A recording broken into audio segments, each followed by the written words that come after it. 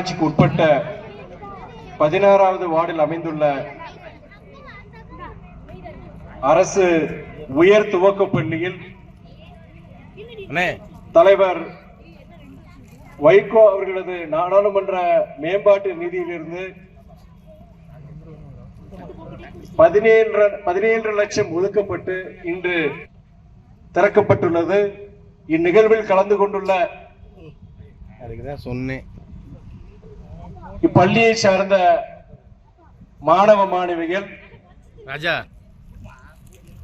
பத்திரிகை மற்றும் ஊடகவியலாளர்கள் அனைவருக்கும் என் இனிய காலை வணக்கத்தினை நான் தெரிவித்துக் கொள்கின்றேன். முதல்ல குழந்தைங்க, மாணவ மாணவிகள் எனக்கு ஒரு சிறப்பான ஒரு வரவேற்பு கொடுத்தீங்க.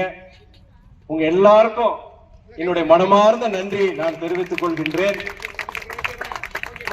கள்ளம் கபடமற்ற அந்த சிரிப்புடன் நீங்க வரவேற்றீங்க பாத்தீங்களா, அதான் உண்மையான வரவேற்பு. பெரியவங்க கிட்ட அதை எதிர்பார்க்கவே முடியாது. எந்த கள்ள கபடம் இல்லாம எம்பி வர்றாங்க, நம்ம ஸ்கூலுக்கு வந்து ஸ்கூல் கட்டிடத்தை திறந்து வச்சிருக்கிறாங்க.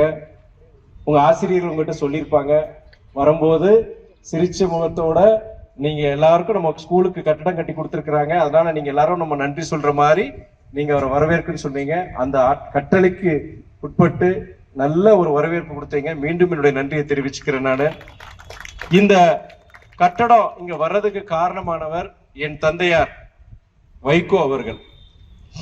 அவரை பத்தி சில வார்த்தைகள் மாத்திரம் சொல்லிடுறேன். நான் அவர் யாருங்கிறது, அவர் வந்து கிட்டத்தட்ட 30 வருடங்கள்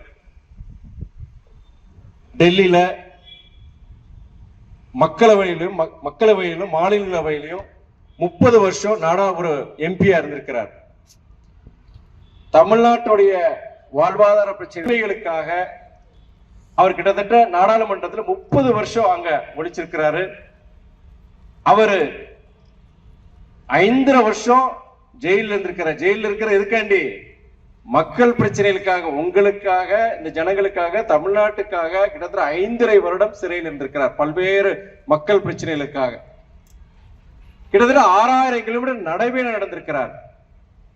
பல்வேறு மக்கள் பிரச்சனைகள், நம்முடைய தமிழ்நாட்டுடைய உரிமைகளை மீட்கிறதுக்காக கிட்டத்தட்ட 6000 கிலோமீட்டர் நடந்திருக்கிறார். சாதாரண ஒரு பின்னணி, பொருளாதார பின்னணி. அப்பா சாதாரண ஒரு வேலையில் இருக்கிறாரு. நமக்கு இன்னைக்கு வசதி இல்லையே, நமக்கு இன்னைக்கு ஆங்கில புலமை கிடையாது, வாழ்க்கையில நம்ம எப்படி நம்ம முன்னேற போறோம், மற்றவங்க மாதிரி நம்ம முன்னேற முடியுமாங்கிற சந்தேகங்கள் இருக்கும். இது மாத்திரம் நிறைய பேருக்கு இருக்கும். என்ன நம்ம படிச்ச ஒரு அரசு வேலைக்கு போக முடியுமா, சரி படிச்சத ஒரு வேலைக்கு போக முடியுமான்னு நம்பிக்கை மாத்திரம் உங்களுக்கு முக்கியமா வேணும். உங்களுக்கு இன்னைக்கு நாடாளுமன்ற உறுப்பினரா தமிழ்நாடு முழுக்க பல இடங்களுக்கு போறேன். நான் பல IAS அதிகாரிகள் பார்க்கிறேன், பல IPS. இன்னைக்கு அமெரிக்கால, ஐரோப்பால பெரிய பன்னாட்டு நிறுவனங்கள் இருக்கிற சிஇஓக்கள், முதன்மை அதிகாரிகள், அவங்க எல்லாம் இன்னைக்கு பல பேர் இன்னைக்கு அரசு பள்ளியில படிச்சவங்க இருக்கிறாங்க இன்னைக்கு. அதனால நீங்க அரசு பள்ளியில படிக்கிறமே, பிரைவேட் ஸ்கூலுக்கு மாதிரி அங்க இருக்கிற மாதிரி நமக்கு கோச்சிங் கிடைக்காது, ஆங்கில புலமை நமக்கு கிடைக்காது. மெட்ராஸ், பெங்களூரு, கோயம்புத்தூர் இந்த மாதிரி ஊர்களில் படிக்கிற பிள்ளைங்க நமக்கு ஆங்கில புலமை கிடையாது நினைக்காதீங்க. உழைப்பு மாத்திரம் இருந்து, முயற்சி மாத்திரம் இருந்ததுன்னா நீங்க வானமே எல்லைதான். நமக்கு எதை வேணா நம்ம அடையலாம். அது வந்து நம்ம அம்மா அப்பா வந்து சாதாரண பொருளாதார ரீதியாக இந்த குடும்பங்கள் தான் வந்திருப்பீங்க. நீங்க பல பேர் உங்க அம்மா அப்பா பல கஷ்டங்கள் பட்டு, நம்ம என்னதான் நம்ம படிக்கலாட்டு கூட நமக்கு வந்து இந்த அளவுக்கு நமக்கு வாய்ப்பு இல்லாட்டி கூட நம்ம குழந்தைங்களுக்கு அந்த வாய்ப்பு உருவாக்கணும்னு சொல்லிட்டு இன்னைக்கு உங்களுக்கு அரசு பள்ளியில படிச்சாலும் முடிஞ்ச வரைக்கும் அவங்களுடைய என்னதான் கஷ்டம் இருந்தாலும் பிள்ளைகளுக்கு குறைஞ்சபட்சம் நம்ம இது பண்ணணும்னு சொல்லிட்டு அவங்க எல்லாம் முயற்சி எடுக்கிறாங்க. அவங்க என்ன நினைக்கிறாங்க, நம்ம பிள்ளைங்க நாளைக்கு படிச்சு முடிச்சு ஒரு நல்ல ஒரு இடத்துக்கு போறணும், அதுதான் அவங்களுடைய சந்தோஷம். அவங்க தனிப்பட்ட சந்தோஷம் எதுவும் கிடையாது.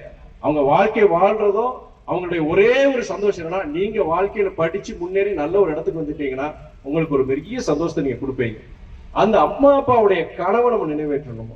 அதே மாதிரி ஆசிரியர்கள், உங்களுடைய ஆசிரியர்கள் சொல்ல போச்சு நம்ம கேட்கணும். அவங்கதான் நம்மளுடைய வழிகாட்டி.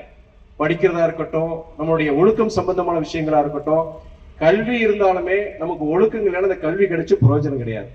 அதனால இன்னைக்கு முக்கியமான ஒரு விஷயம் இந்த செல்போன் வந்து என்னங்க, பேசுறதுக்கு தான் செல்போன் கொடுத்துருக்காங்க, கம்யூனிகேட் பண்றதுக்கு செல்போன், செய்திகள் அனுப்புறதுக்கு செய்யறது. ஆனா இன்னைக்கு செல்போன் என்ன பண்றோம், பொழுதுபோக்கு அம்சமா நம்ம அதை பயன்படுத்துறோம்.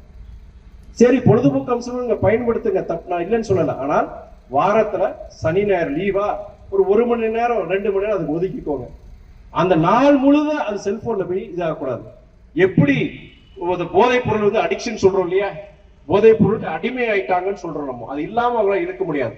அப்படின்னு செல்போன் டைப் ஆயிப்போச்சு. இப்போ அது அடிக்ஷன் மாதிரி உங்களுக்கு மாத்திரம் கிடையாது, என்ன மாதிரி எல்லாருக்குமே இந்த அடிக்ஷன் இருக்கு. இந்த ரீல்ஸ் பாக்குறது, அந்த ஷார்ட்ஸ் பாக்குறது, இதெல்லாம் வந்து ஒரு பெரிய அடிக்ஷன். அது உலக அளவையும் உலகம் முழுக்க ஒரு பெரிய மிகப்பெரிய பிரச்சனையா வந்துட்டு, குறிப்பா குழந்தைங்களுக்கு. அதனால வந்து அந்த செல்போன் பொறுத்த வரைக்கும் அதை கவனமா பயன்படுத்தணும். நல்ல விஷயங்களுக்காண்டி பயன்படுத்துமே தவிர அது நம்மளை வந்து வேற மாதிரி கொண்டு போயிடக்கூடாது சொல்லிட்டு இன்னைக்கு நான் வந்திருக்கேன். பிள்ளைங்க நல்லா படிச்சு நீங்க உழைச்சீங்கன்னா வாழ்க்கையில எங்க வேணா போன வானமே இல்லைன்னு நான் சொல்லியிருக்கிறேன். நான் அதை நினைச்சு நல்லா படிங்க, செய்யுங்க. எந்த அம்மா அப்பா காலில் விழலாம், ஆசிரியர்கள் கால் கூட விழுது தப்பு கிடையாது, குருங்கிறதுல விழுது. ஆனா எந்த ஒரு வேற யார் காலையும் விழுந்துடக்கூடாது. தாத்தா பாட்டி காலில் விழலாம், அம்மா அப்பா காலில் விழலாம்.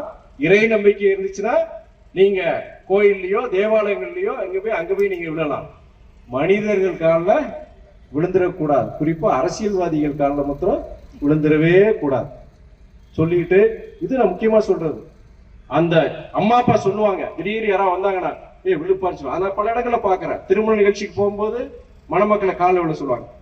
அம்மா அப்பா சொன்னாலுமே என்ன சொல்லணும், துரைவைக்கோ எம்பி வந்தாரு, அவர் என்ன சொன்னாரு, உங்க காலில் விழ சொன்னாரு, தாத்தா பாட்டி காலில் விழ சொன்னாரு. இறை நம்பிக்கை இருந்துன்னா கோயில்ல போய் விடலாம், சாமி காலில் விடலாம். ஆனா தனிநபர்கள் மனிதர்கள் காலில் விழவே கூடாது. சரிங்களா? Wish you all the best. நல்லா படிச்சு செஞ்சு வாழ்க்கையில முன்னேறி அம்மா அப்பாவுக்கு பெருமை சேர்க்க. இந்த பொண்ணு இந்த பையன் புதுக்கோட்டையை சேர்ந்தவர், அங்க அரசு பள்ளியில படிச்சு. நன்றி. இப்படிக்கு அரசு உயர் துவக்கப்பள்ளி குடும்பம் புதுக்கோட்டை.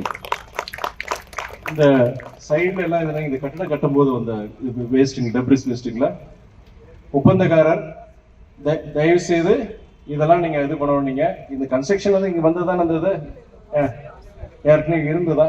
எனக்கு இதை எடுத்துருவீங்களா? கல்வெட்டை கூட வைக்காம இருக்கிறீங்க, இதை எடுப்பீங்களான்னு எனக்கு சந்தேகமா இருக்கு எனக்கு. சரி, சாட்டர்டே சண்டேக்குள்ள எடுத்துருவீங்க. இந்த குழந்தைங்க ஆசிரியர் முன்னாடி நீங்க சொல்றீங்க, கம்ப்ளீட்டா இந்த ரப்பிஷ் பிஸ் எல்லாம் எடுத்து சுத்தம் பண்ணிடுவோம் நீங்க. சரிங்களா? நன்றி. இங்க குடிக்கிறதுக்கு தண்ணி எப்படி இது பண்றீங்க? ஆரோ வாட்டர் இருக்குங்களா? பிரச்சனை கிடையாது இல்லைங்களா? சரி, ஆரோ வச்சிருக்கிறீங்க. செயல்பாட்டில் இருக்க. சரி, நன்றி.